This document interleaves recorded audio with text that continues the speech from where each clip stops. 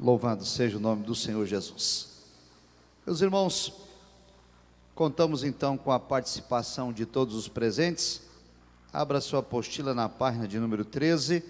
Vou contar com a cooperação dos irmãos também do TI para projetar os slides.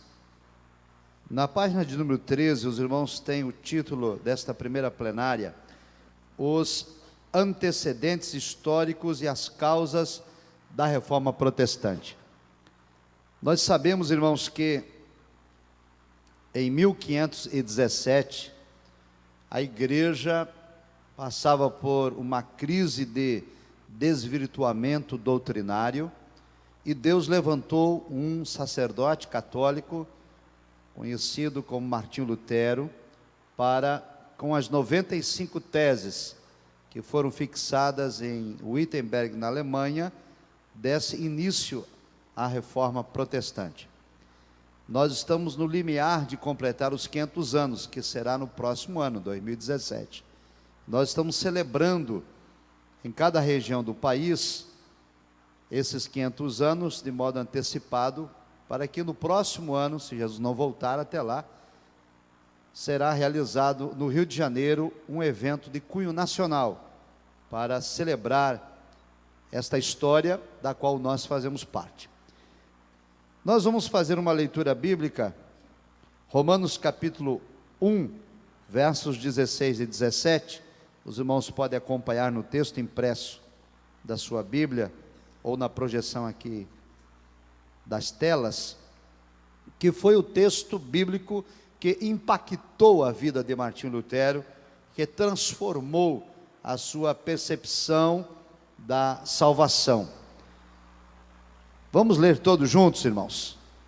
Vamos acompanhar pela tela, porque fica então uma única leitura.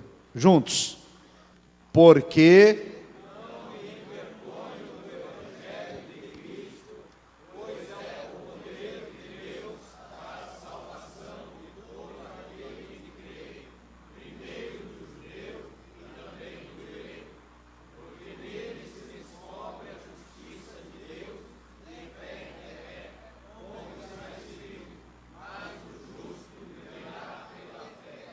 amém? Só a última frase, todos juntos. Mas o justo viverá pela fé. Exatamente esta parte das Escrituras que impactaram a vida de Martinho Lutero. O justo viverá pela fé. A nossa plenária vai ter em torno de 35 minutos. E eu gostaria de contar com a atenção de todos. Está tudo impresso na apostila. E aqui na tela nós vamos projetar o resumo, a síntese daquilo que está escrito na apostila, para, de modo didático, memorizarmos e recordarmos esses fatos históricos. Depois desta plenária, que nós vamos encerrar por volta de 21 horas, nós vamos ouvir um louvor, teremos um momento de ofertório, e partiremos para a segunda plenária, que vai ser ministrada pelo pastor Gessé Adriano, que é a continuidade, portanto, desse seminário. Meus irmãos, como introdução, os irmãos podem acompanhar na tela, nós trazemos a seguinte informação: a Reforma Protestante, ela acontece por um conjunto de fatores, não é um único fator, são vários fatores. Em torno do ano 1500, na Idade Média, os fundamentos do velho mundo ou da velha sociedade estavam ruindo, estavam em transformação, estavam em mudança. Vários foram os fatores, entre eles os fatores geográficos, os políticos, econômicos, intelectuais e religiosos. Nós vamos fazer uma rápida pincelada em cada um deles, mas vamos nos deter nos fatores religiosos, que são os que são mais relevantes para nós. Por exemplo, nesse período da igreja, da Idade Média, fatores geográficos mudaram o mundo de então. Entre os anos 1492 e 1600, foram, por exemplo, o período das grandes navegações, onde Colombo descobriu a América, e Pedro Álvares Cabral esteve aqui no Brasil, e o mundo começa a ter uma outra estrutura geográfica. Há mudanças significativas. Nesse período, a Espanha e Portugal, na Europa, detinham um monopólio aqui da nossa região, da América do Sul e também da América Central. E essas mudanças geográficas, elas mexem com o mundo, porque as pessoas que viviam aquele tempo imaginavam que estavam sozinhas, e de repente descobriram que haviam outros povos e haviam outras nações. Fatores políticos surgem neste período, principalmente a ideia do sentimento nacionalista. As pessoas começam a ter uma aversão ao governo religioso. A Igreja Católica, ela tem autoridade sobre os governos, e o sentimento nacionalista começa a despertar nas pessoas o desejo de se libertar do jugo da Igreja Católica. O conceito nação, Estado, levou os homens da lei e os homens dos negócios a substituírem os religiosos por pessoas profissionais na administração do governo. Então, em lugar de ter um religioso gerindo a parte financeira, colocaram para gerir da parte financeira alguém que tivesse conhecimento contábil, e não alguém apenas que pertencesse à igreja. São mudanças significativas naquela sociedade. Fatores econômicos e sociais: o ressurgimento das cidades, o êxodo rural, as pessoas vindo morar nas áreas urbanas, fazem abertura para o comércio.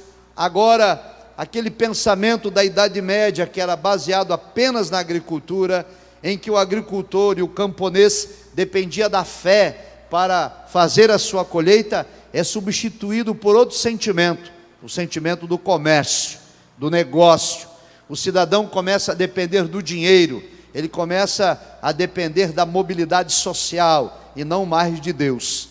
E assim, as mudanças são muito significativas num período em que se faz necessário, então, a reforma da igreja.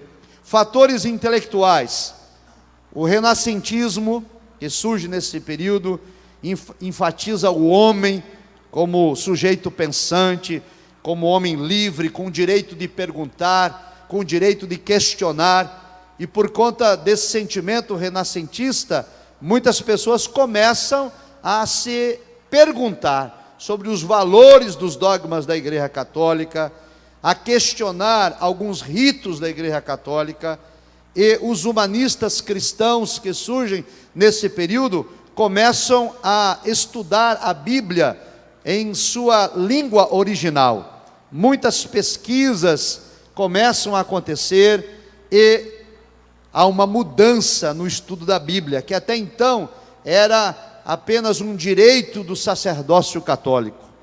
Muitas coisas começam então a acontecer. E os fatores religiosos, que são aqueles que nos importam mais, trazem para a nossa celebração um entendimento e também uma redescoberta dos problemas que antecederam a reforma da igreja lá no ano de 1500 e dos problemas que a igreja vive hoje no século 21, o que nos dá a clara ideia de que no século em que nós vivemos, a igreja precisa de novo ser reformada. A igreja precisa outra vez repensar os seus conceitos e retornar de volta à palavra de Deus. Por exemplo, uma das teses de Martinho Lutero, das 95, ele escreveu assim: na antiguidade, as redes do evangelho eram usadas para pescar homens de bem. Então vou repetir, se eu não me engano é a tese 65. Ele escreveu: na antiguidade, as redes do evangelho eram utilizadas para pescar homens de bem. Isso ele escreveu em 1517. A tese seguinte, ele disse: hoje, as redes do evangelho são utilizadas para pescar os bens dos homens. Entenderam o trocadilho? Ele disse: antes o evangelho pescava homens de bem, agora o evangelho pesca os bens dos homens. É uma crítica que ele estava fazendo à venda das indulgências. E será que nos nossos dias a fé do povo de Deus também não vem sendo explorada com a venda de algumas indulgências, que voltaram em nosso meio revestida de uma nova roupagem? Porque há muitas igrejas que vendem óleo ungido, vende o cajado de Moisés, a trombeta de Gideão, o colete, e por aí vai, sal grosso e tanta coisa de indulgências que surgiram com o propósito de extorquir os bens dos homens. Se Lutero vivesse hoje, ele ia querer fazer outra reforma na igreja. Então, amados, esses fatores motivaram Lutero a escrever as 95 teses. Resumo. Eu quero que os irmãos leiam comigo esse ponto: corrupção e suborno nas eleições e indicações para os cargos eclesiásticos.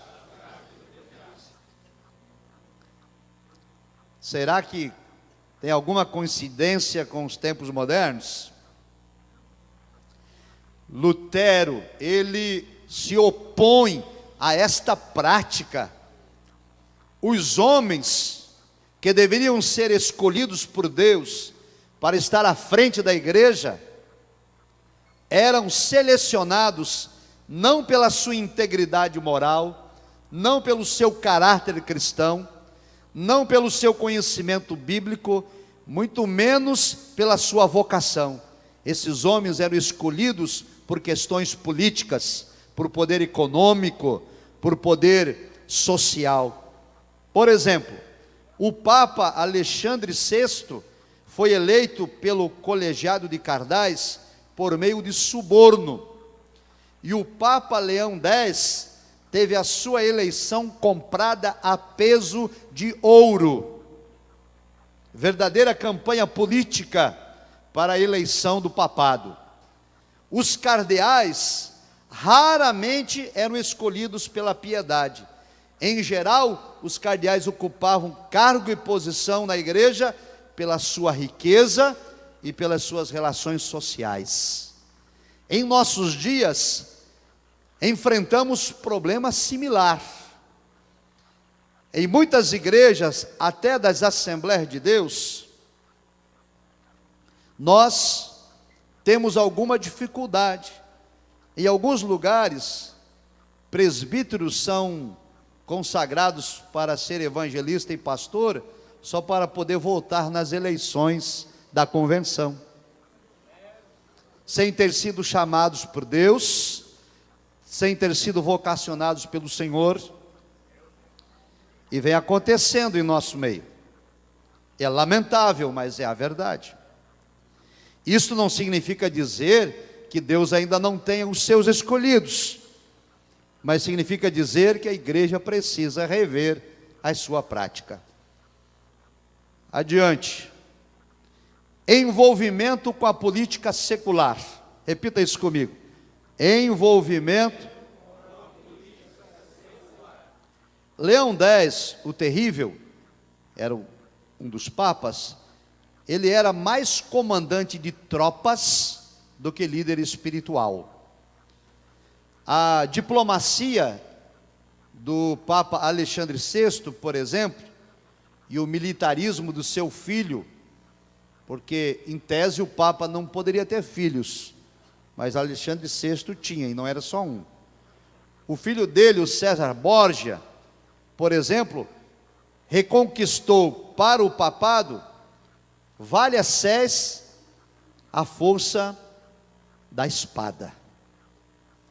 E a igreja estava aliada com a política.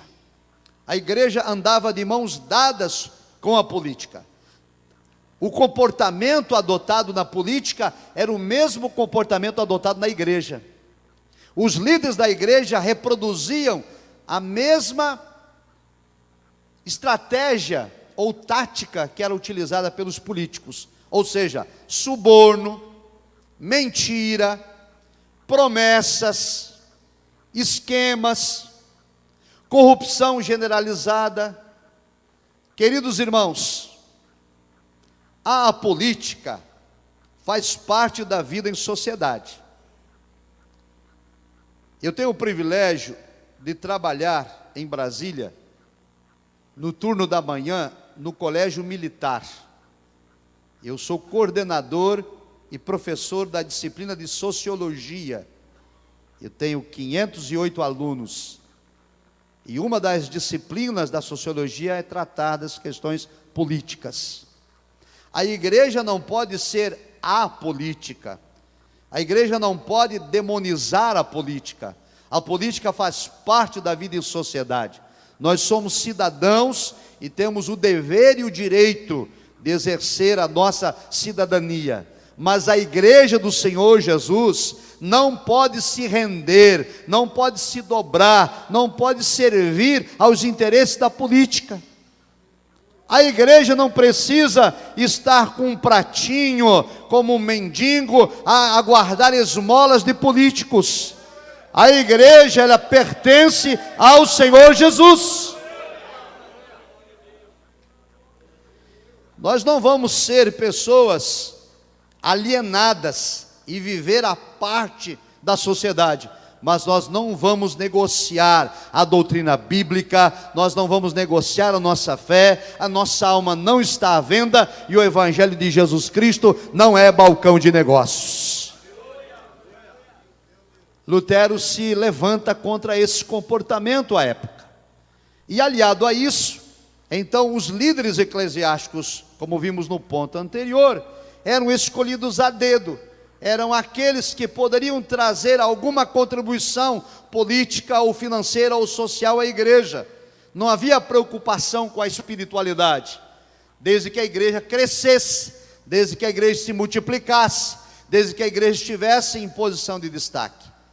Esta é uma ideologia presente hoje na cultura pós-moderna, que é chamada de pragmatismo. O pragmatismo tem como filosofia a filosofia do resultado. Está dando certo? Está funcionando? Então vamos continuar fazendo. Mas e se Deus não se agrada? E se esta não é a vontade de Deus? E se esta prática é contrária à palavra? Não importa, estamos vivendo o pragmatismo. Em nossos dias acontece muito um movimento nas nossas igrejas pentecostais que tem sido denominado de reteté. O reteté dá certo. Ele consegue reunir multidões. As pessoas vêm para esses movimentos pentecostais, para esses cultos de avivamento, e elas pulam, elas saltam, elas rodopiam, elas choram, elas se emocionam, e dá certo. Lota a igreja, enche de pessoas, e as pessoas fazem o comentário: foi uma bênção, Deus esteve presente, o Espírito do Senhor se manifestou. Mas quando terminam tais eventos, nós vamos descobrir que não passou de emocionalismo e de histeria coletiva, porque aquelas mesmas pessoas que lá estiveram, sentindo essa emoção, não tiveram mudança de vida e nem mudança de comportamento. Enquanto a Bíblia Sagrada diz que quando verdadeiramente há manifestação do Espírito de Deus, o Espírito Santo convence o homem do pecado, da justiça e do juízo. Quem roubava não rouba mais, quem mentia não mente mais, quem adulterava não adultera mais, quem se rebelava não se rebela mais. Mas quando terminam os reteté, as pessoas voltam à vida de mediocridade de antes. Nada mudou, mas está dando certo. E nós imprimimos uma falsa espiritualidade na igreja, um pseudo pentecostal, que é, na verdade, apenas técnicas e manipulação de auditório. Porque verdadeiramente, irmãos, quando o Espírito de Deus age, o pecado oculto é revelado, as vidas estragadas são consertadas, E o Espírito de Deus opera maravilhas. Lutero, ele se levanta contra todas estas anomalias da igreja. Há um outro problema que Lutero enfrenta. Vamos ler juntos? O esbanjamento dos recursos. Eu quero parabenizar aqui o pastor Isaías pela ousadia de trazer um seminário desta envergadura para a igreja, porque não são todos os líderes que querem tratar desses assuntos, porque algumas de nossas lideranças, lamentavelmente, elas cometem esse mesmo erro, a má administração dos recursos da igreja, o esbanjamento dos recursos da igreja. O Papa Leão X, ele, por exemplo, foi um leviano. Ele gastava fortunas para saciar o seu hedonismo, a sua necessidade de prazer. Hoje, se Leão X estivesse vivo entre nós, Leão X teria o seu jatinho particular com o dinheiro da igreja. Ele teria, com certeza, algumas mansões pelo país inteiro, pelo litoral, algumas fazendas, algumas chácaras, com o dinheiro da igreja. Não há problema nenhum em você ter um jatinho. Se o dinheiro é seu, você pode fazer o que quiser. Mas se o dinheiro é da igreja, se ele é dízimo dos fiéis, ele deve ser empregado no reino de Deus. E nós não estamos aqui falando dos direitos, das prebendas que os pastores têm. Isto é bíblico. Digno é o obreiro do seu salário. E graças a Deus pela igreja, é abençoada a igreja que pode dar ao seu pastor um salário digno e uma vida digna. E não é sobre isso que estamos falando. Não estamos falando de dignidade. Não estamos falando de cumprir a Bíblia. Estamos falando dos esbanjamentos. Que Deus tenha misericórdia de nós, irmãos. O Leão X, depois de ser eleito Papa, ele escreveu uma carta para o seu irmão, Juliano de Médici, escreveu dizendo o seguinte: curtamos o papado, já que Deus nos concedeu. E ele aproveitou os anos de Papa, e ele usou, abusou e esbanjou do dinheiro da igreja em benefício próprio e de sua família. Nunca esteve preocupado com a vida espiritual da igreja. Nos nossos dias é muito comum, nós temos, irmãos, muitos aventureiros que vêm às nossas igrejas para pedir dinheiro para a missão, para pedir dinheiro para ajudar os pobres, para pedir dinheiro para isso, para pedir dinheiro para aquilo, e muitas vezes a igreja, ela é comovida com essas historinhas, e coloca a mão no bolso e ajuda essas pessoas. Às vezes a igreja não é fiel no dízimo, às vezes ela não é fiel na oferta da obra missionária que a igreja sustenta, mas ela se deixa enganar por esses aventureiros e mentirosos que ocupam os púlpitos de nossa igreja, contam história para fazer o povo chorar e extorque dinheiro do povo. E aquela oferta que é entregue a este aventureiro nunca vai chegar na obra missionária, jamais vai chegar aos pobres. É para seu próprio hedonismo, é para seu sustento pessoal, é para o seu próprio bolso.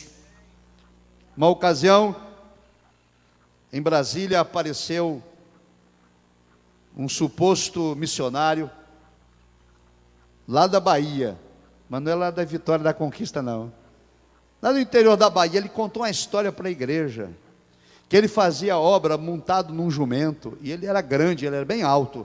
Ele disse: olha, irmãos, imagina o meu tamanho, eu montado no jumento, eu tenho que andar com a perna encolhida, porque minha perna arrasta no chão, e eu ando léguas e léguas, de sol a sol, para ganhar as almas. E a vida não é fácil, mas é difícil, é lá no sertão da Bahia, onde não tem recurso, não tem água, e eu vendo mel para me sustentar. Eu crio umas abelhas no fundo, lá no quintal da minha casa, e aí no final do período determinado, eu saio vendendo mel de casa em casa para me sustentar. Ele disse: eu trouxe aqui um pouco de mel para vender, para os irmãos me ajudarem. Olha, irmão, vendeu todo o mel que trouxe. E quando faltou o mel, os irmãos queriam comprar, Ele disse: irmão, eu não tenho mais o mel, mas se o irmão quiser me dar o valor do mel como oferta, eu recebo, em nome de Jesus. E os irmãos deram. Um tempo depois, uns 6 meses depois, nós estivemos lá na Bahia e encontramos este missionário e descobrimos qual era a jumentinha que ele andava, irmãos. Era uma Hilux 0 quilômetro.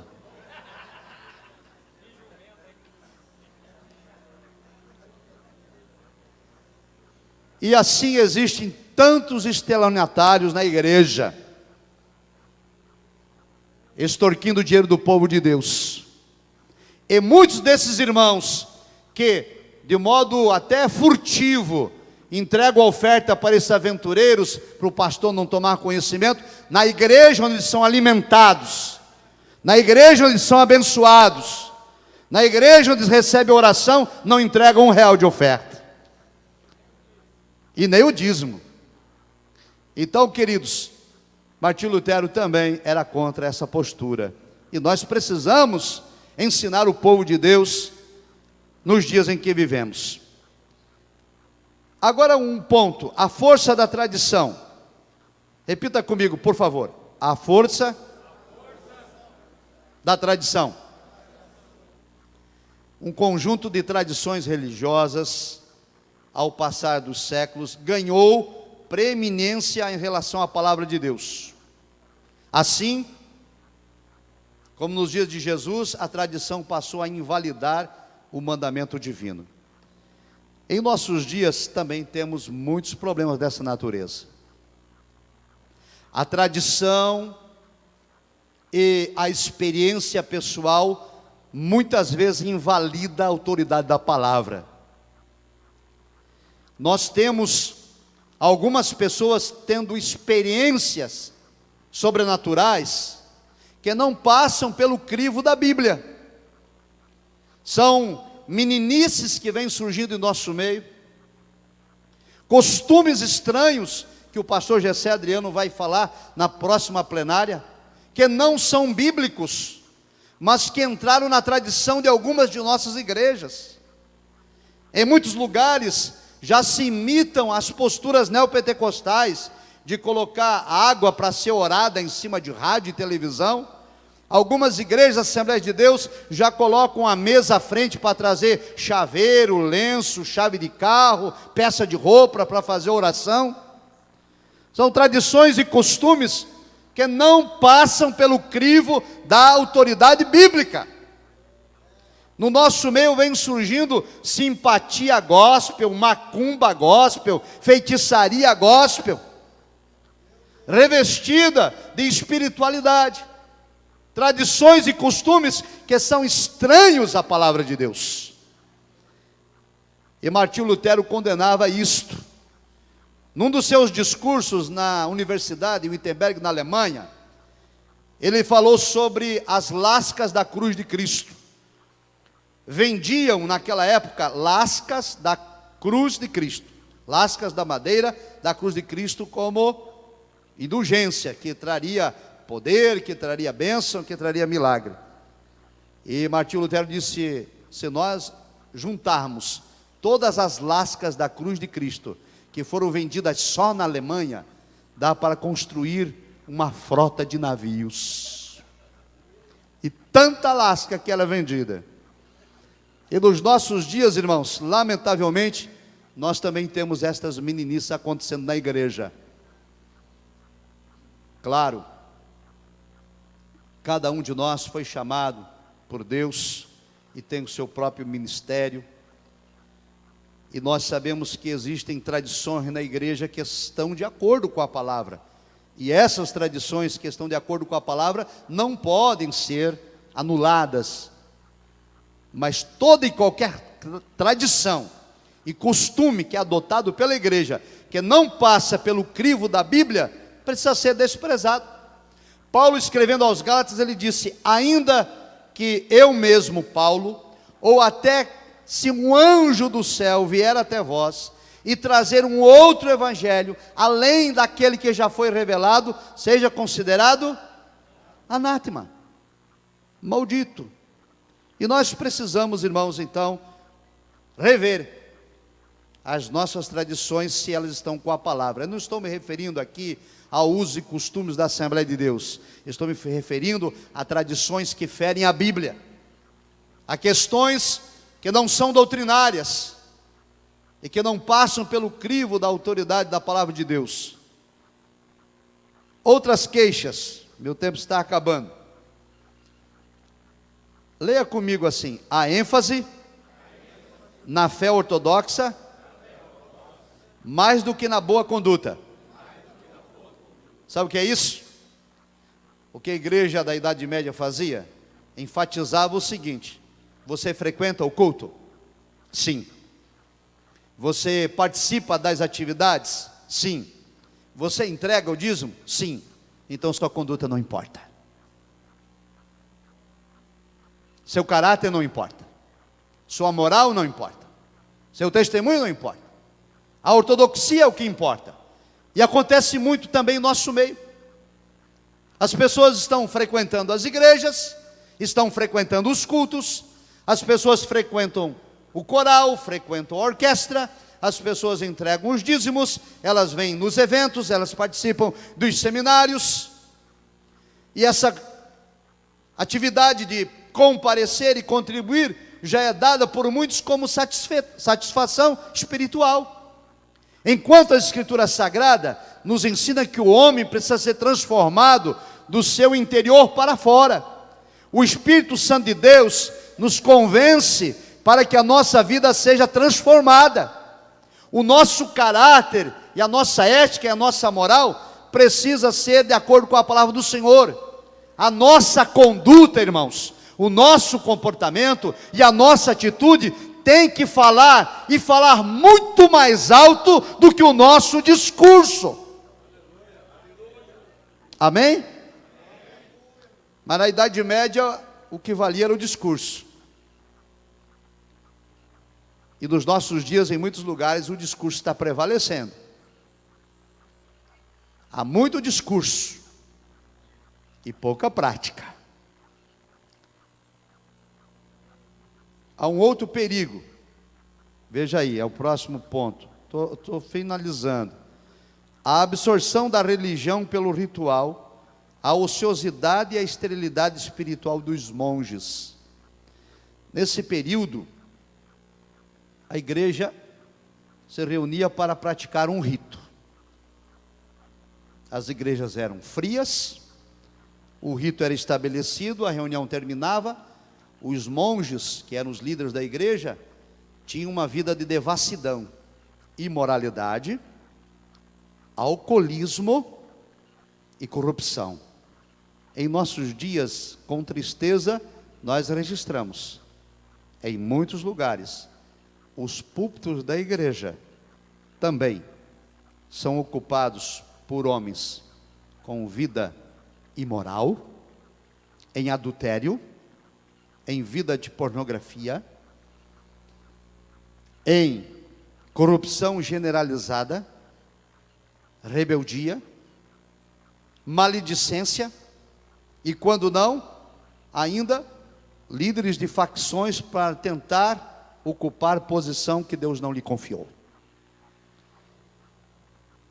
Há uma banalização em nosso meio, por exemplo, de divórcio entre pastores. Eu sei que o tema é delicado, extremamente polêmico. A igreja contemporânea tem aceitado essa postura, mas a Bíblia Sagrada a repugna, não aceita. Que Deus tenha misericórdia de nós, irmãos. Sabe por quê? A ira de Deus virá, o juízo de Deus chegará, e nós estamos vivendo o tempo do fim. Cristo virá. A banalização da fé, a banalização do sacerdócio, a banalização do Espírito Santo está cada vez maior em nossa igreja. A falta de temor a Deus, Os cultos são, muitas vezes, manipulados. A espiritualidade é só aparente. E a nossa conduta cristã é pior do que os homens ímpios. Não tratamos os nossos pecados, não tratamos as nossas feridas, e nos iludimos com a crescente e atual ampliação numérica da igreja. Bem, Lutero percebeu isso tudo.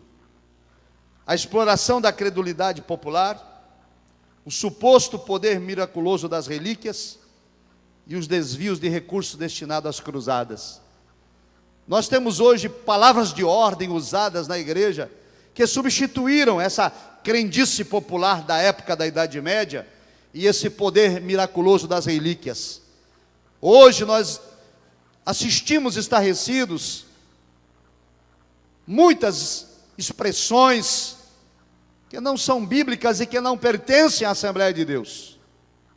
Mas pregadores, muitas vezes, destituídos de conhecimento bíblico, desprovidos de conhecimento da palavra, e sem autoridade e unção, eles preenchem o espaço da palavra de Deus com esse comportamento. Então é comum hoje, pastores retirarem o paletó e jogar para o auditório, como se houvesse algum poder e unção. O máximo que tem ali é suor e odor. Não tem virtude nenhuma não. A virtude, na Bíblia Sagrada, no cristianismo, a virtude não está nos objetos. A virtude está naquele que o Espírito Santo habita. É muito comum em nossos meios expressões como receba, tome posse, os pentecostais já chegaram, tem fogo aí.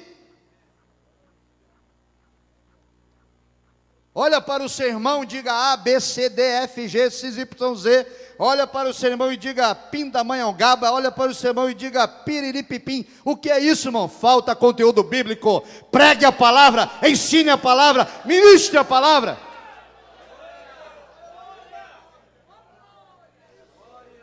Eu não estou aqui criticando o estilo de pregadores, porque por vezes Deus pode te dar uma palavra e você pode pedir a alguém para dar um glória, para dar um amém. Estou me referindo àquele que faz isso o tempo todo, o tempo inteiro, e nunca se recebe nada. O culto termina e ninguém foi alimentado.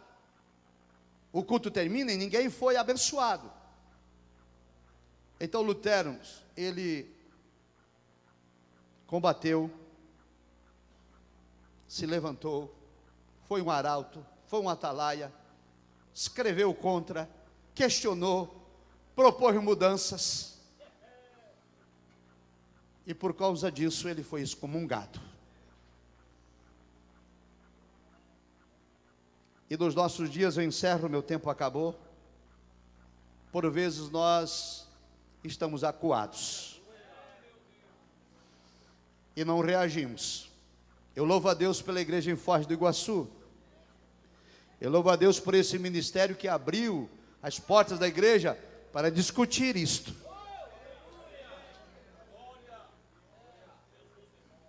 Será que não estamos precisando de uma nova reforma? Será que Deus não está em busca de reformadores? Que o Senhor Deus nos ajude, amados. Que o Senhor Deus tenha misericórdia de nós. Finalizo. O rei Herodes recebeu a visita de seu irmão Filipe.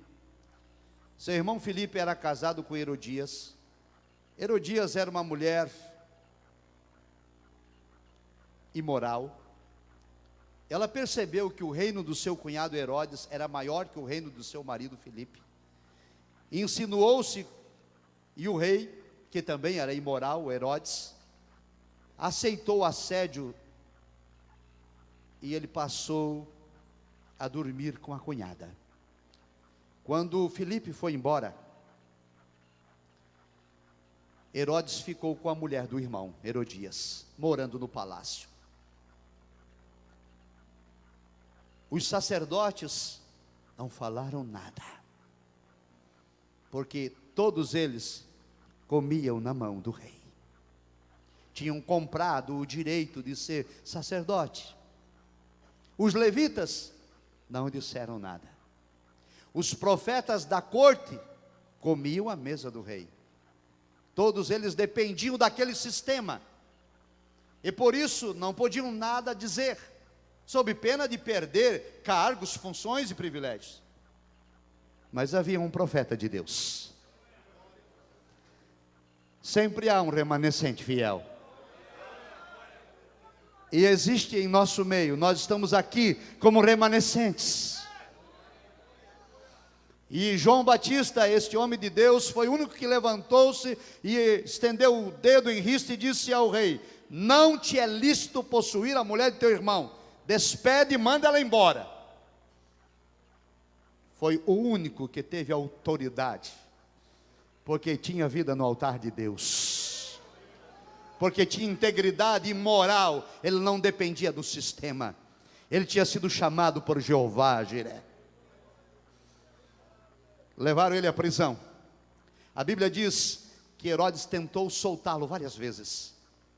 A Bíblia diz que Herodes ia visitá-lo sempre no propósito de libertar João Batista, porque sabia que ele era homem de Deus e que ele estava certo. Mas todas as vezes que Herodes ia visitar João Batista não contribuía, João Batista não cooperava. João Batista dizia: já despediu a Messalina? Já mandou embora a prostituta?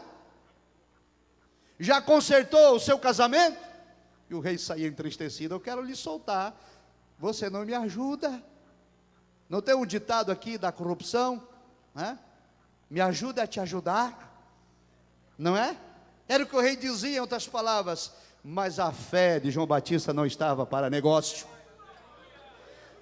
A integridade dele não estava no balcão para ser negociada. A comunhão com Deus não estava à venda.